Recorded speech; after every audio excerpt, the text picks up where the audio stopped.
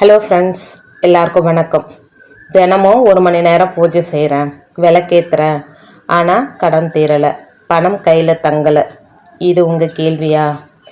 நாம் பல நேரங்களில் நினச்சிக்கிறோம் கடவுளுக்கு பூஜை செஞ்சால் உடனே பணம் மூட்டை மேலேருந்து கீழே விழும் அப்படின்னு.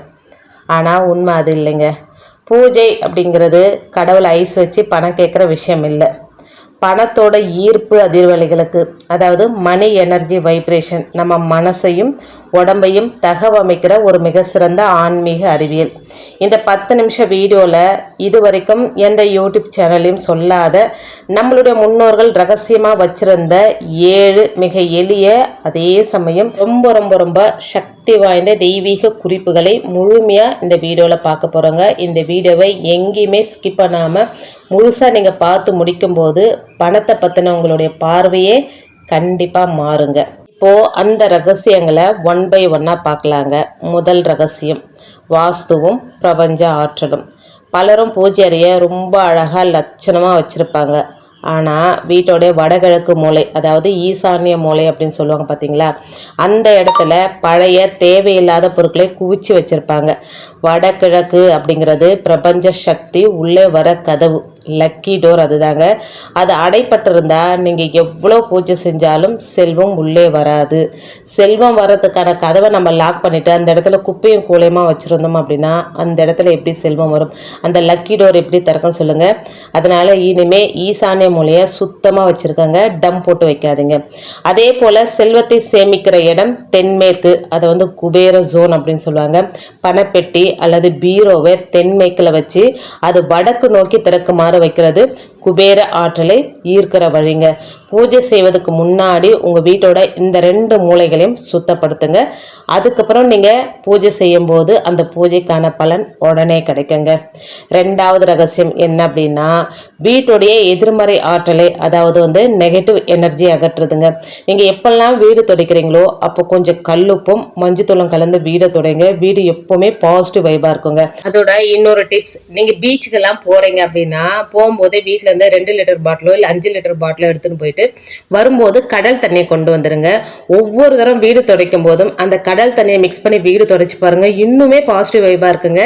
இது எனக்கு ஒருத்தவங்க சொல்லி இப்போ வரைக்கும் நான் அந்த மெத்தடை ஃபாலோ பண்ணிட்டு வரேங்க. அந்த கடல் தண்ணியிலே கொஞ்சம் கல்லுப்பு கொஞ்சம் மஞ்சத்தூள் போட்டு வீடு துடைச்சிடுவாங்க. மகாலட்சுமி நம்ம வீட்டில் வாசம் செய்யாததற்கு மிக முக்கிய காரணம் என்ன தெரியுமா? வீட்டில் தேங்கி இருக்கிற எதிர்மறை அதிர்வுகள், அதாவது நெகட்டிவ் எனர்ஜி. வீட்டுக்கு வந்தாலே ஏண்டா வீட்டுக்கு வந்தோம் அப்படின்ற மாதிரி ஒரு பெருமை இருக்கும். வீட்டுக்கு வந்தாலே தேவையில்லாத பிரச்சனைகள் வரும். மனசே நிம்மதி இல்லாத மாதிரி இருக்குது அப்படின்னா வீட்டில் நெகட்டிவ் எனர்ஜி நிறைய இருக்குது அப்படின்னு அர்த்தங்க. நீங்கள் என்னதான் வீடை கல்லுப்பு போட்டு துடைச்சாலுமே உங்களுக்கு நெகட்டிவ் எனர்ஜி அதிகமாக இருக்குது அப்படின்னு நினைக்கிறவங்க இந்த சீக்ரெட்டான டிப்ஸை ஃபாலோ பண்ணுங்க. ஒரு கண்ணாடி கிண்ணம் அப்படி இல்லைன்னா ஒரு டம்ளர் கண்ணாடியாக எடுத்துக்கிறது ரொம்ப ரொம்ப நல்லதுங்க. அதில் சுத்தமான தண்ணி எடுத்துக்கோங்க. அதில் ஒரு பிடி கல்லுப்பு மற்றும் கொஞ்சமாக மஞ்சத்தூள் கலந்து அதை ஸ்பூன் போட்டெல்லாம் கலக்க வேணாங்க, அப்படியே போட்டு உங்கள் பூஜை அறையில் அப்படி இல்லைன்னா வரவேற்பு மூலையில் வச்சிடுங்க. உப்பு மற்றும் மஞ்சள் வீட்டில் இருக்கிற எதிர்மறை எண்ணங்களையும் பணத்தடையும் அப்படியே உறிஞ்சிடுங்க. வாரம் ஒரு முறை வெள்ளிக்கிழமை காலையில் இந்த தண்ணியை கால்படாத இடத்துல ஊற்றிட்டு புதுசாக தண்ணியை மாற்றுங்க. இது உங்கள் வீட்டில் நேர்மறை அதிர்வை உடனடியாக அதிகரிக்குங்க. அதாவது சுவிட்சு போட்ட உடனே சில பரிகாரங்கள்லாம் உடனே பலன் தரும் பார்த்தீங்களா, அந்த மாதிரி பரிகாரங்களை இது ரொம்ப ரொம்ப ரொம்ப பவர்ஃபுல்லுங்க. இந்த பரிகாரத்தை செஞ்ச 1-2 வாரங்களையே நிறைய நல்ல மாற்றங்கள் உங்கள் வீட்டில் நடக்கிறத நீங்கள் கண் கூட பார்க்கலாங்க. நிறைய பிரச்சனை இருக்குது அப்படின்னா நீங்கள் பூஜை அறையில் ஒன்று வைங்க, ஹாலில் ஒன்று வைங்க, நிலவாசல் கிட்ட ஒன்று வைங்க, கண்டிப்பாக நல்ல மாற்றங்கள் வருங்க. கண்ணாடி பாத்திரம் மட்டும்தான் பயன்படுத்தணும், வேறு எந்த பாத்திரத்தையும் பயன்படுத்தக்கூடாது. இதுக்கு காரணம் என்ன அப்படின்னா, கண்ணாடி நம்ம என்ன செய்கிறோமோ என்ன பண்ணுறோமோ அப்படியே பிரதிபலிக்கும் அப்படின்வாங்க. அதனால தான் அதுக்கு சீக்கிரமாக நமக்கு பலன் கிடைக்கும். நீங்கள் கண்ணாடி பாத்திரம் இல்லை அப்படின்னா மண் பாத்திரத்தை பயன்படுத்திக்கோங்க. ஒருபோதும் பிளாஸ்டிக்கை மட்டும் பயன்படுத்தாதீங்க. இந்த டிப்ஸை ஃபாலோ பண்ணிவிட்டு உங்களுக்கு என்ன அதிசயங்கள் நடந்தது அப்படின்றத கண்டிப்பாக கமெண்ட்டில் என்னோட ஷேர் பண்ணிக்கோங்க. ஒவ்வொரு கமெண்ட்டையும் எதிர்பார்த்து நான் காத்துட்ருப்பேங்க. 3வது ரகசியம், சுவாசமும் நறுமணமும். சுக்கிரன் மற்றும் மகாலட்சுமி இந்த 2 ஆற்றலையும் ஈர்க்கக்கூடிய சக்தி நல்ல வாசத்துக்கு மட்டும் உண்டுங்க. பச்சை கற்பூரம், ஏலக்காய், லவங்கம், கிராம்புன்னு கூட சொல்லுவாங்க. இந்த மூன்றும் கலந்த கலவைக்கு ஆன்மீகத்தில் பனகாந்தம்னு பேருங்க. ஒரு சின்ன மஞ்சள் துணியில் 3 துண்டு பச்சை கற்பூரம், 3 ஏலக்காய், 3 கிராம்பு வச்சு முடிச்சா கட்டி நீங்கள் பணம் வைக்கிற பர்ஸ்லையோ அல்லது பீரோவிலையோ வைங்க. இதோட வாசனை உங்கள் ஆழ் மனசில் செல்வம் இருக்கிறது அப்படின்ற உணர்வை தூண்டிக்கிட்டே இருக்குங்க. இது மாதிரி எத்தனை வேணால் செஞ்சு நம்ம பர்ஸில் ஒன்று வச்சுக்கலாம், நம்ம பணப்பெட்டியில் ஒன்று வச்சுக்கலாம், பீரோவில் வைக்கலாம், தொழில் செய்கிற இடமா இருந்தால் கல்லாப்பட்டியில் போட்டு வைக்கலாம். இது எப்போ மாற்றணும் அப்படின்னா, பச்சை கற்பூரம் கரைஞ்சி போயிடும். மாதத்துக்கு ஒரு தரம் இல்லை 3 மாதத்துக்கு ஒரு தரம் கூட இதை மாற்றிக்கலாங்க. 3 மாதத்தில் பச்சை கற்பூரம் சுத்தமாக கரைஞ்சி போயிருக்கும். அந்த லவங்கத்துக்கும் ஏலக்காய்க்கும் பவர் போயிருக்குங்க. இது மாதிரி செஞ்சு பாருங்கள். இது எப்போவுமே என்னுடைய பணப்பெட்டியில் நான் வச்சுக்கிட்டே இருப்பேங்க. நம்ம பணப்பெட்டியை திறக்கும் போதே நல்லா வாசனை வரும். நல்லா வாசனை வரும்போது நம்ம மனசுக்கு என்ன தோணும் அப்படின்னா, பணம் நம்மக்கிட்ட நிறைய இருக்குது அப்படின்னு. ஏன்னா இந்த பரிகாரத்தை நம்ம எதுக்கு செய்கிறோம் அப்படின்னா, பணம் சேரணுன்றதுக்காக செய்கிறோம். அது நம்மளுடைய ஆழ் மனசில் பதிஞ்சு போயிருக்கும். நம்ம ஒவ்வொரு தரம் நம்ம பர்ஸை திறக்கும் போதோ, நம்ம வேலட்டை திறக்கும் போதோ, நம்மளுடைய பணப்பெட்டியை திறக்கும் போதோ, பீரோவை திறக்கும் போதோ இந்த வாசம் வரும்போது நம்ம மனசு என்ன நினைக்கும், பணம் நம்ம கிட்ட நிறைய இருக்கு அப்படின்னு ஆட்டோமேட்டிக்காக நினைக்க ஆரம்பிச்சிடுங்க.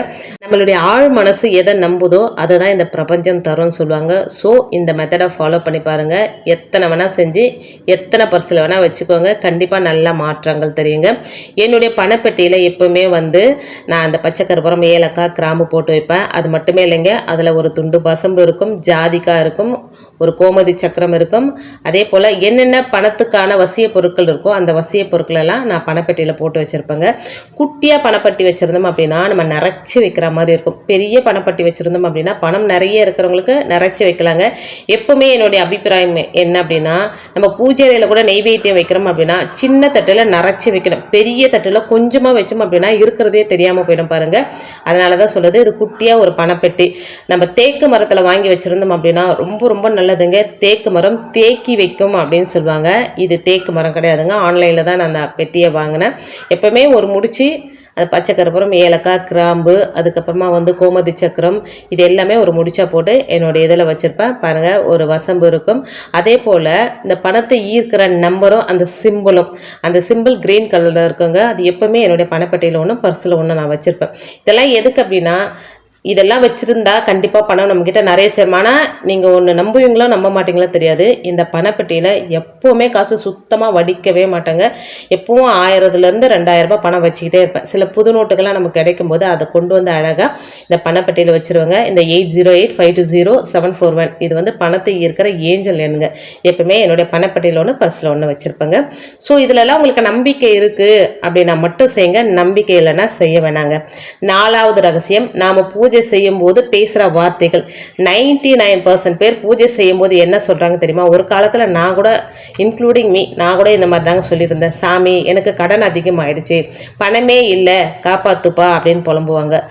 பிரபஞ்ச விதியின்படி லா ஆஃப் அட்ராக்ஷன், நீங்கள் பணமே இல்லைன்னு சொல்லும்போது அந்த இல்லைங்கிற நிலையை தான் பிரபஞ்சம் அதிகப்படுத்தும். நீங்கள் என்ன சொல்கிறீங்களோ அதை உங்களுக்கு அப்படியே திருப்பி கொடுக்குங்க.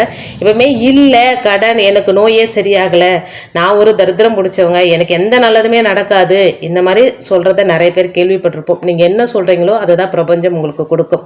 இனிமேல் பூஜை செய்யும்போது, இன்றைக்கு எனக்கு உணவும் உறைவிடமும் தந்ததற்கு பிரபஞ்சத்திற்கு நன்றி, என் வாழ்க்கையில் செல்வம் பெருகி கொண்டிருப்பதற்கு நன்றி அப்படின்னு நேர்மறையாகவும் நன்றி உணர்வோடும் பேசுங்க.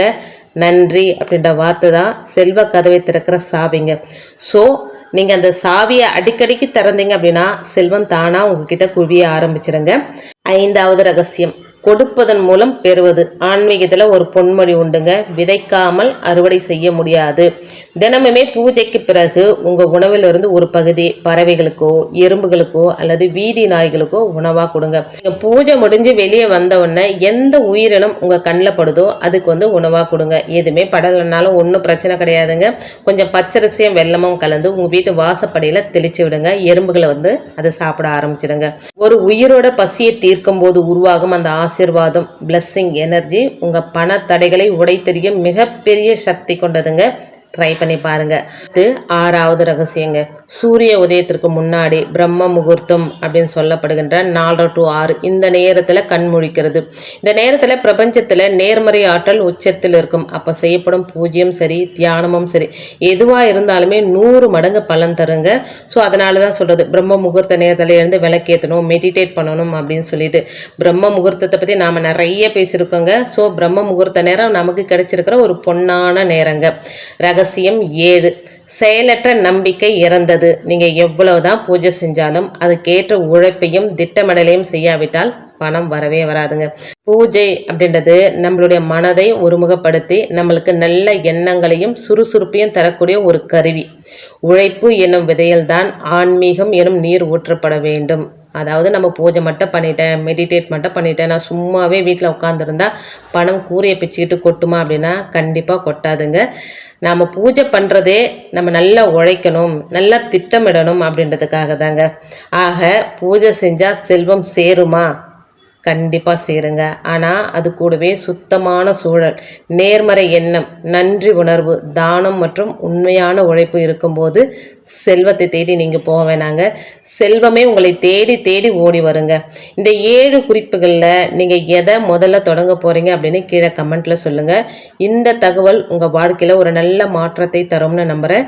இந்த வீடியோ பிடிச்சிருந்தா உங்கள் நண்பர்கள் மற்றும் குடும்பத்தினருக்கு மறக்காமல் ஷேர் பண்ணுங்கள். மேலும் இது போன்ற பயனுள்ள ஆன்மீக ரகசியங்களுக்கு நம்ம சேனலை சப்ஸ்கிரைப் பண்ணிக்கோங்க. நன்றி. வாழ்க வளமுடன்.